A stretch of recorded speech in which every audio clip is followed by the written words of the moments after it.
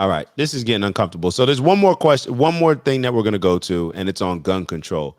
This is the funnest one for me. This is the funnest one for me. Like I said, this young lady who was interviewing, she is pressing the issue, and I love it. Gun control. Did not have the tolerance for. So let's turn the page and chart a new way forward and say, you can't have that microphone again. Madam Vice President, I'm switching gears again. Okay. Quick question. I want to talk to you about gun control. So you've said you support an assault weapons ban and universal background checks, and we actually learned during the debate that you are a gun owner. Mm-hmm. But in cities like Philadelphia, handguns are responsible for most homicides and violent crime. The most recent FBI data shows handguns were involved in 59% of murders in our country. How will you address the issue of the use of handguns? Because a push for an assault weapons ban only addresses a significant but small part of the problem. So, first of all, yes, I am a gun owner, and Tim Walz is a gun owner, and we're not trying to take anybody's guns away from them. It's funny. So I hadn't seen this part of the interview, and we talked about on the last show that all y'all try to do is talk all these, we need a semi-automatic rifle ban. And they brought up the young lady in Oprah and her family, the young lady that got shot in the school, and they're talking about gun violence. That is not the majority of gun violence. The majority of gun violence that happens in a lot of these inner cities, these impoverished communities. She mentioned Philly. I mentioned the Bronx, Brooklyn, Chicago, Baltimore, DC, throughout Louisiana. The gun violence that we're seeing is from handguns that are not registered, that are not bought at stores by the people that are actually using them to commit crimes. But she always wants to talk about the semi-automatic gun. So I'm glad that this young lady pressed her on actually, what are you going to do as far as regarding the handguns? But we do need an assault weapons ban. Assault weapons are designed to kill a lot of human beings quickly, yes, and have no place, ban. and yes. have no place, I'm going to get to it. Yes. And have no place on the streets of a city. I told y'all, Shorty is not playing. Yo, there are people that are, I know ABC and MSNBC and CNN like to present this opinion as if it's fact, or just like, and I know maybe the Democrats have just gotten used to it. So maybe this isn't Kamala's fault that she's experiencing this energy. Maybe she should be mad at the people that came before her that did the very same thing, making all these promises, feeling like you can give us the Barack Obama pastor speech and us just all be happy. And we just, hey, we're just happy to have Barack Obama, black president. Maybe this is what, maybe this is the reason, or maybe this is what it's come down to. Joe Biden not delivering on certain stuff that he said he was going to deliver on. Bunch of folk done voted for him based on these student loan forgiveness and all this other stuff that they promised and didn't deliver on. But they delivering for a whole bunch of other groups. They delivering for the LGBTQs. They delivering for the Asian population when they were experiencing some of the hate that they were going through, especially in the city, I believe, as a result of what happened in 2020. So you doing all this other... Thank you, young lady, for pressing her. I'm going to get to it. Yes.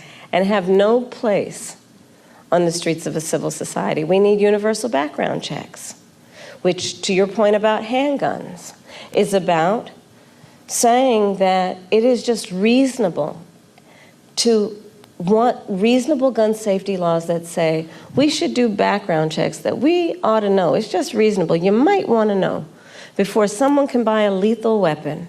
If they've been found by a court to be a danger to themselves or others, you might just want to know. And respectfully, we do understand that. But you're asking yes. about... I'm asking specifically about handguns, because many of those handguns aren't purchased in places. Universal background checks apply to handguns.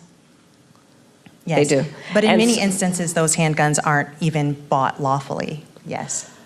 Which is why I also have been very adamant for years. In fact, I myself protested at a gun show probably 10, 15 years ago about the gun show loophole.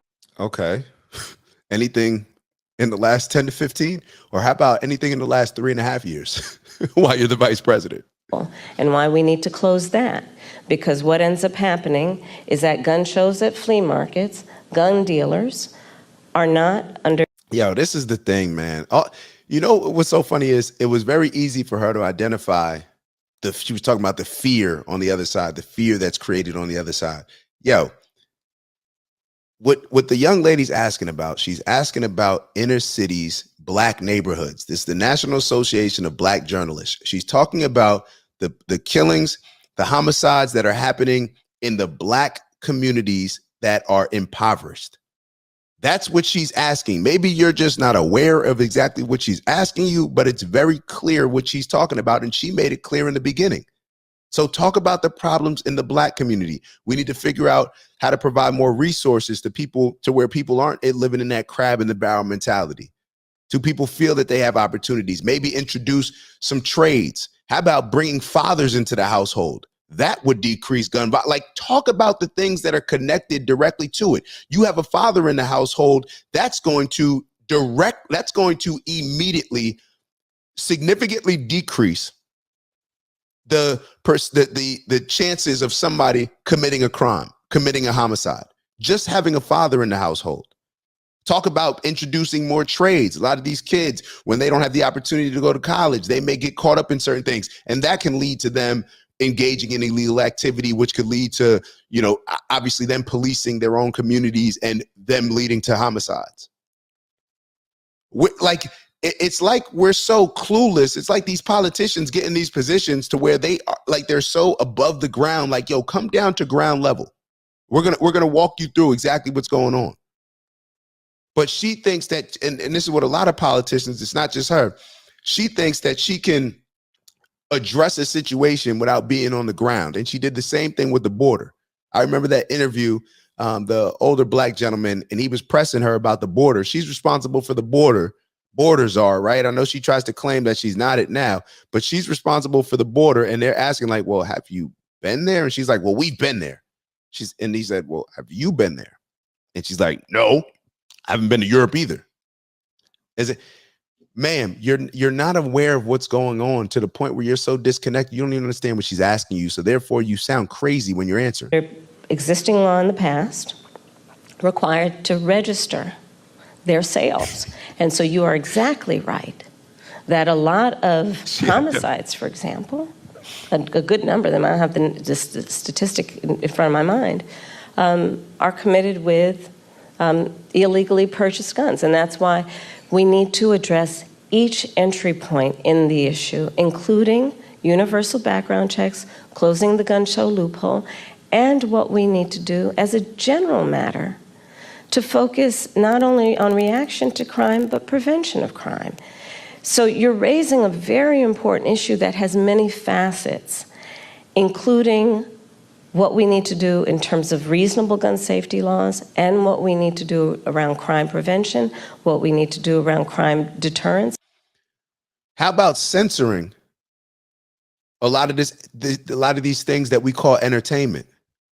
How about censoring some of that? You and your administration with Biden, y'all decided to censor stuff on censor Mark Zuckerberg into putting out certain stuff. Why don't you be like big bad China? You know how they censor stuff that they don't want their community and their population to see? If you have an issue where there's a whole bunch of violence, why don't you censor some of the video games that are put out? Why don't you censor some of these things then? And I'm just asking as somebody who supports censorship, because y'all support censorship. I'm just saying, if I was the type of person that would censor information that people can receive during what we were going through in 2020 about whether or not they should take certain medications, all these. Why do you have an issue with censoring some of the entertainment that's directly leading to some of this violence, that's creating the mindset, prepping the mind for to do a lot of these crimes, to numb ourselves to a lot of these crimes? Why don't you address those things? But let's move on. And Team Green wrote, you should see how she got out of there.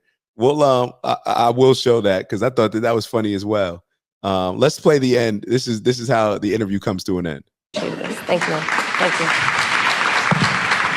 Oh, it's got the thing up. Hold on. This. Thank you. Thank you.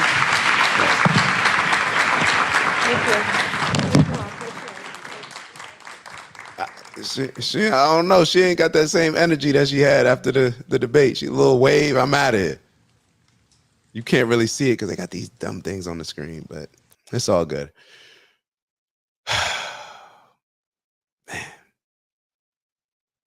Man.